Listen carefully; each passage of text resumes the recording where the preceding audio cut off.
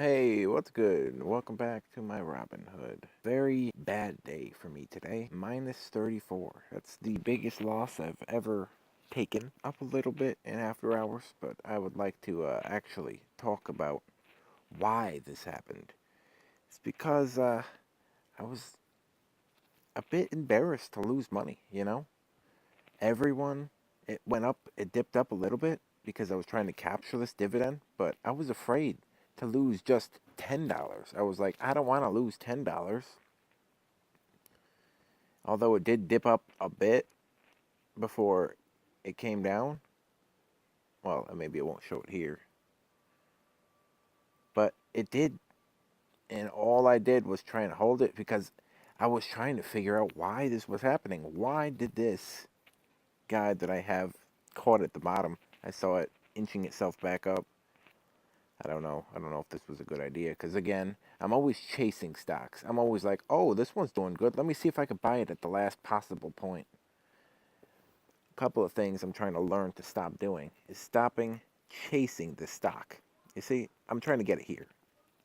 And I'm trying to make rules for myself that if I cannot get it here, or at least close here, 40, 45, I'm not going to chase it up here because there's nothing left for me.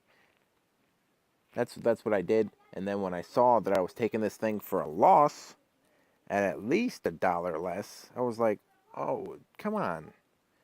And it did do a little spike up from this point because everyone was selling their ex-dividend. And I was waiting for it to go a little higher, but it didn't go higher. All it did was tank back down and continue to go down. I don't know. I didn't know why. I had no clue why it was just tanking for the whole day. So I did sell for -7, I believe, negative something in here. It was a big loss for me. And I didn't get the ex dividend either because that's what I was trying to do. 123 per share. So I was like, that's all right. I could I could stand to take a little bit of a loss. Stop losses can be resisted. They could be rejected. So definitely make sure your stop loss is in place, or else you're gonna get stop screwed. I put my trust in this trust, and it let me down. I really let myself down. I should have let it go. You really have to be able to let it go. What I need to do in the future is know what I'm selling for, what I'm willing to take a loss for. Am I willing to take $1.50 loss?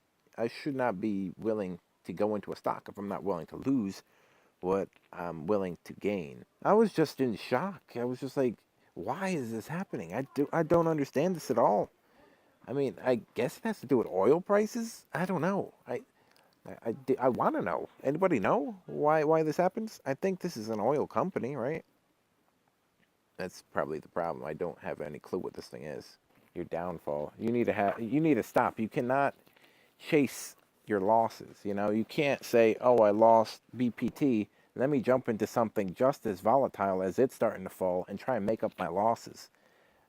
That's not going to happen. I basically said I'm not going to look into my JDST did good, but I'm not going to go into it because I didn't research it. Everybody takes losses, but it's about having net gains. You could take a loss, but it's about not letting that loss keep you down and letting that just be a lesson to you. Why didn't I have stop losses in place?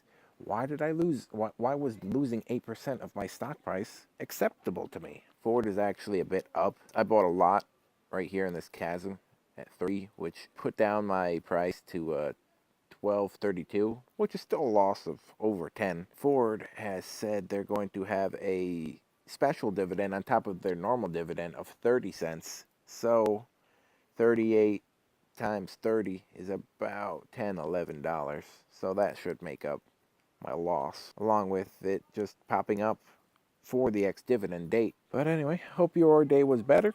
I'm not quitting, and maybe practice some day trading on a practice account.